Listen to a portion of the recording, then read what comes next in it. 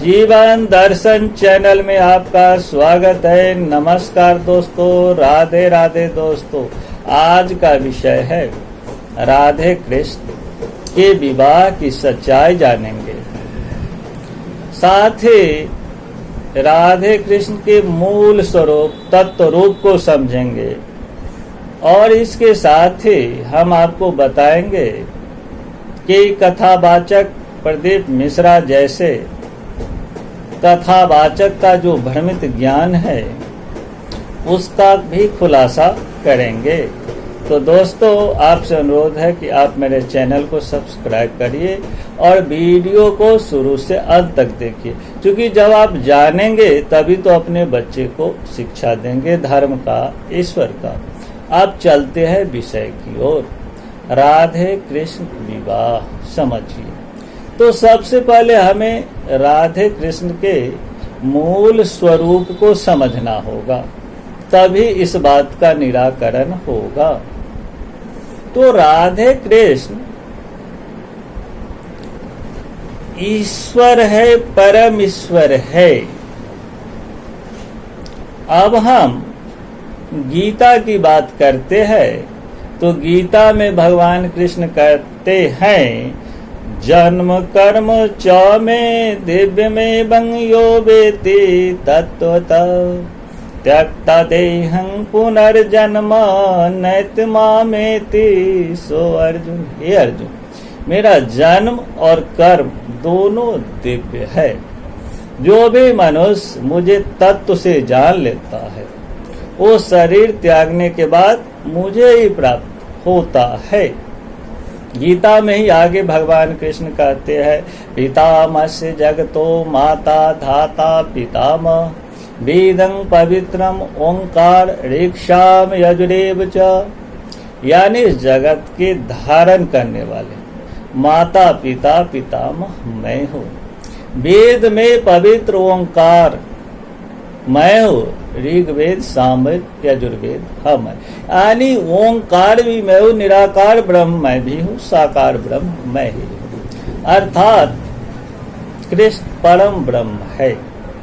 और कृष्ण जी राधा के संबंध में कहते हैं कि वह मेरी आत्मा है, शक्ति है। तो परम ब्रह्म क्या कहते हैं राधा जी के संबंध में आपने सुन लिया। भोले बाबा का क्या मत है राधे रानी और कृष्ण के संबंध में? तो भोले बाबा कहते हैं, गोपाल सहस्त्र नाम के 19वें श्लोक में एक ही शक्ति के दो रूप है, राधा और कृष्ण। अर्थात राधा ही कृष्ण है और कृष्ण ही राधा है। फिर ब्रह्म वैवर्त पुराण के प्रकृति खंड में भोला बाबा कहते हैं कि राधा जी कृष्ण जी की पूजा करती है और कृष्ण जी राधा जी की पूजा करते हैं। दोनों एक ही है, राधा नाम मोक्ष मंत्र। तो ये बात स्पष्ट हो गया कि एक ही शक्ति के दो रूप हैं। ये जितने भी वेद पुराण है सबने यही बताया है कि राधे और कृष्ण एक ही शक्ति के दो रूप। अब प्रदीप मिश्रा में क्या कमी है कि वो ऐसे अपमानजनक टिप्पणी राधा रानी पर की? तो सबसे पहले तो प्रदीप मिश्रा के वक्तव्य से ऐसे महसूस होता है जैसे राधे जी और कृष्ण जी कोई साधारण मानव हो। विवाह कहाँ किया, क्या खाया, उनके 16,000 रानी में कृष्ण जी का नाम नहीं है। अरे मूर्ख, ईश्वर का अवतार होता है लीला करने के लिए, पापियों का अंत करने के लिए और कुछ शिक्षा देने के लिए। एक ही शक्ति के दो रूप में आए, नर नारी के रूप में, और उन्होंने प्रेम लीला ऐसा की जो हम इंसान को आंतरिक प्रेम के बारे में शिक्षा दे सके। वो परमात्मा है, वो इंसान नहीं है। शादी विवाह तो एक सांसारिक बंधन है जो संसार में होता है, लेकिन आध्यात्मिक जो रिश्ते होते हैं वो अलग होते हैं। तो भगवान श्री कृष्ण और राधे जी के बीच में आध्यात्मिक रिश्ते थे।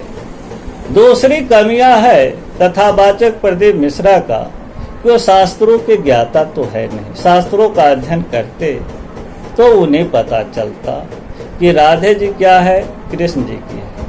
तीसरी कमियां है वो संत भी नहीं है, भक्त भी नहीं है। यहाँ तक एक आम इंसान का गुण होता है वो भी नहीं, चूंकि अहंकारी स्वभाव के है। क्योंकि कोई भी व्यक्ति अगर ईश्वर से क्षमा नहीं मांगता तो स्पष्ट है कि वह अहंकारी स्वभाव का है। इसीलिए उन्होंने टिप्पणी की कि राधे जी की कृष्ण जी से शादी नहीं हुई। वैसे दोनों एक ही शक्ति के रूप है तो शादी की जरूरत तो है नहीं, लेकिन भगवान जानते थे कि कलयुग में ऐसे भी नास्तिक लोग अल्पज्ञानी होंगे जो सवाल उठाएंगे। तो उसके निराकरण के लिए ब्रह्मा जी ने राधे जी की शादी कृष्ण जी के साथ कराए वृंदावन के भांडीर वन में, जिसका वर्णन ब्रह्म वैवर्त पुराण और गर्ग संहिता में भी है। लेकिन ये बात भी मानने को कथावाचक प्रदीप मिश्रा सहमत नहीं है। इनकी मूर्खता देखिए। आगे राधे जी का जन्म बरसाना में नहीं हुआ, रावल गांव में राधे जी का जन्म नहीं हुआ था, प्रकट हुए थे और प्रकट बरसाना में हुई। यही अधिकांश विद्वानों का मत है। वैसे भी एक ही गोकुल के दो कस्बे हैं, रावल और बरसाने, तो इसमें विवाद वाली कोई बातें नहीं होती है। लेकिन तुलसीदास जी ने बड़ा सुंदर लिखा है, जाकी रही भावना जैसी प्रभु मूरत देखी तिन जैसी। तो कथावाचक प्रदीप मिश्रा का भावना ही ऐसा है तो उसे ईश्वर में भी साधारण मानव दिखाई देंगे और वो कहेंगे शादी नहीं किया, फलाना क्या, ढेमका क्या, इस तरह के उलूल जुलूल बातें करेंगे। अब सवाल है ऐसे लोगों का इलाज क्या है? इसने क्या अपराध किया? इसने अपराध किया है, ईश्वर अपराध किया है, ईश्वर का अपमान किया है, धर्म का अपराध किया है। जितने शास्त्रों में लिखा हुआ है उसके विपरीत बातें बोलते हैं तो ईश्वर तो सजा देंगे ही। लेकिन हम भक्त जन का भी तो कुछ कर्तव्य है। अगर ईश्वर की कोई अपमान करता है तो मैं चुप बैठ रहना भी पाप है। इसलिए हम इसके कथा का बहिष्कार करेंगे। और एक बात तो स्पष्ट है कि अहंकारी स्वभाव का है, क्योंकि जो भगवान से क्षमा नहीं मांग सकता वो इंसान तो अहंकारी होता है। तो हमें ईश्वर से यही प्रार्थना है कि कथावाचक प्रदीप मिश्रा जैसे लोगों को बुद्धि दे और वो जितनी जल्दी हो राधा रानी से माफी मांगे। राधे राधे, नमस्कार दोस्तों, फिर मिलेंगे अगले वीडियो में।